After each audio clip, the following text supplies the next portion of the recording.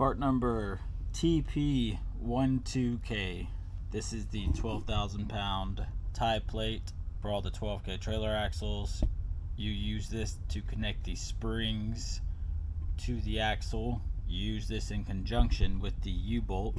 You're going to use 2 U-bolts per tie plate, and this is the plate that you're going to see on the bottom of the axle connected to the U-bolts. This guy is 8 7/8 long. It is 1/2 inch thick, 6 inches wide. Super heavy duty plate here. As you can see, this thing will hold up.